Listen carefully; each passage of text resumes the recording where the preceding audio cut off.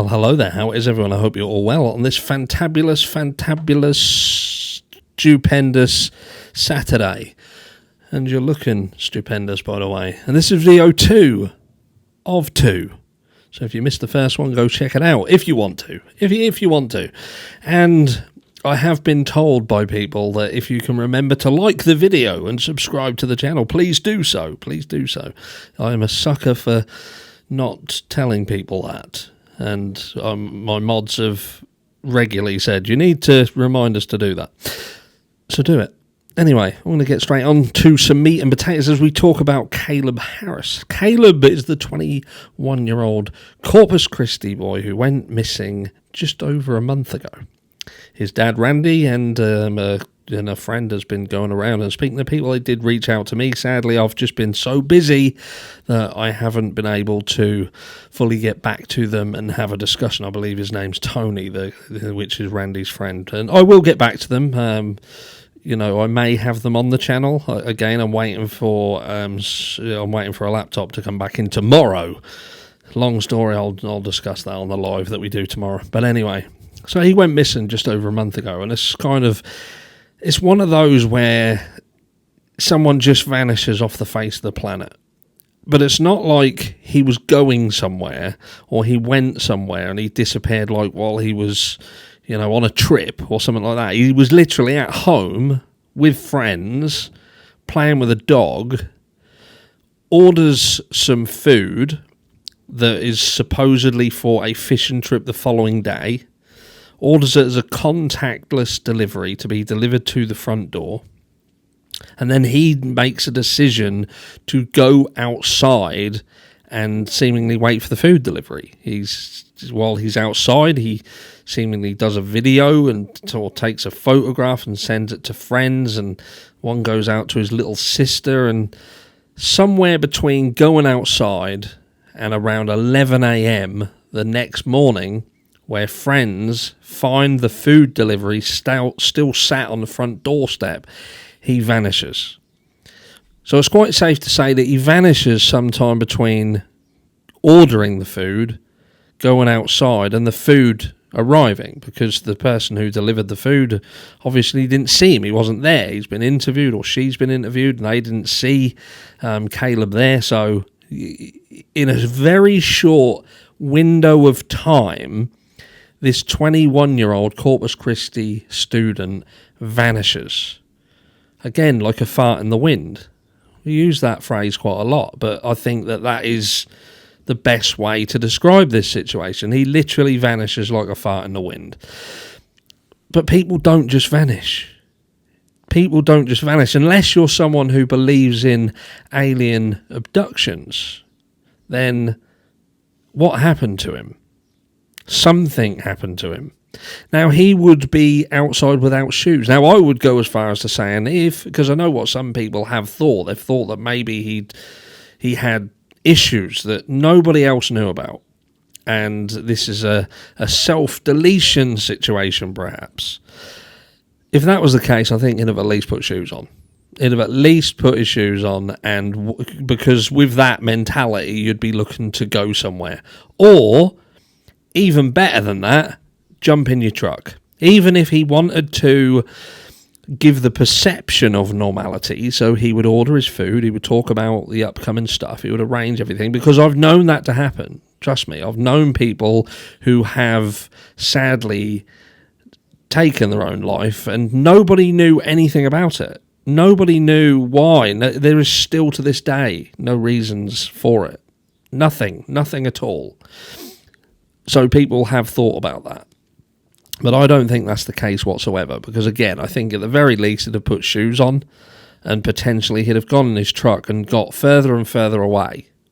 Said he was going out for a drive. Not around Moscow, Idaho, but he'd have gone out for a drive and done something. But to be outside, something happened to him.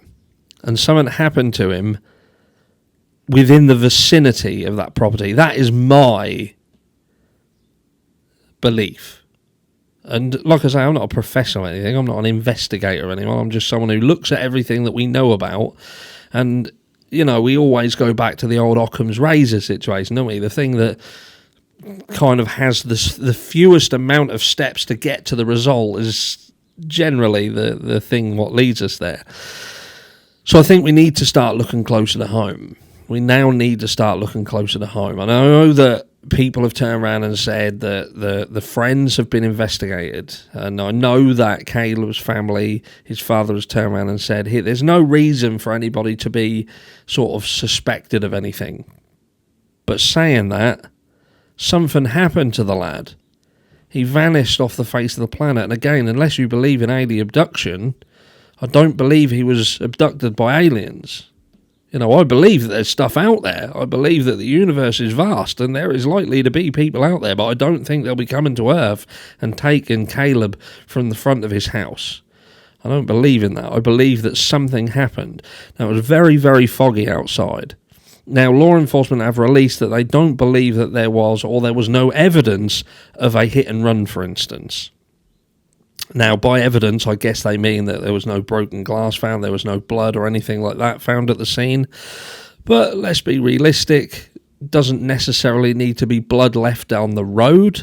There doesn't necessarily need to be specifically anything left. If he was hit and he was, you know, something could have happened to him. Something could have happened to him. Someone could have been driving in that fog, not seen him. Caleb was outside on his phone, so he may have wandered into the road and in that fog with 15, I think they said it was about 15 feet of visibility.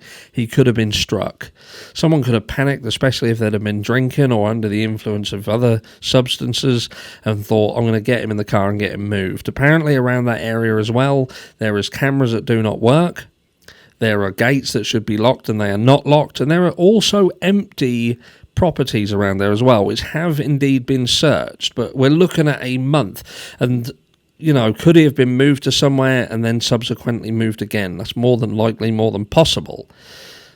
But again, I say that in the absence of evidence and the absence of answers and an absence of finding him after this time, then you've got to kind of think, okay, what do we know about this situation? We know that there was a period of time, again, between when he went missing and law enforcement being contacted. Now, some people have raised some specific questions that I believe are, you know, worthy of looking further into, and that is that the friends had apparently found the food outside. They found the food outside still, and because he's a creature of habit, they kind of very quickly thought that something was wrong.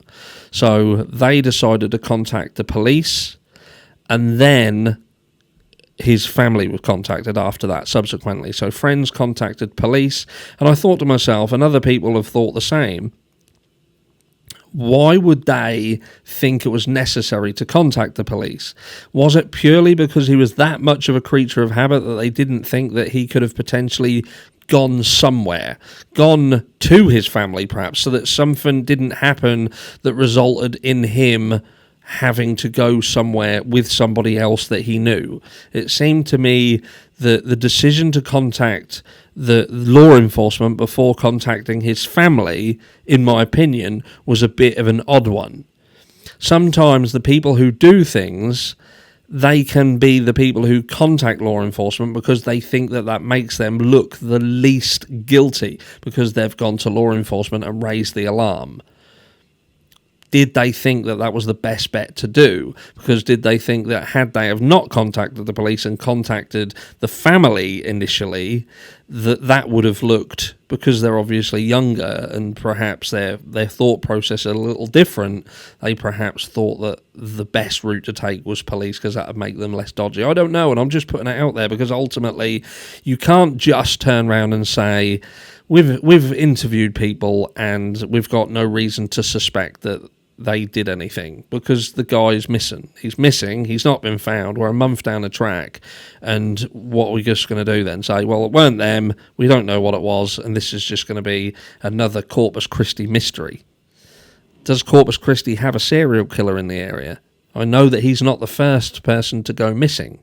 and we are going to be talking about some of the other people who have gone missing in the area, as we see whether there is a genuine connection and a link between what is happening in this situation and what has happened previously. But I'd like you to let me know down below what you actually think is the most likely scenario in the Caleb Harris disappearance. I'll catch you all tomorrow.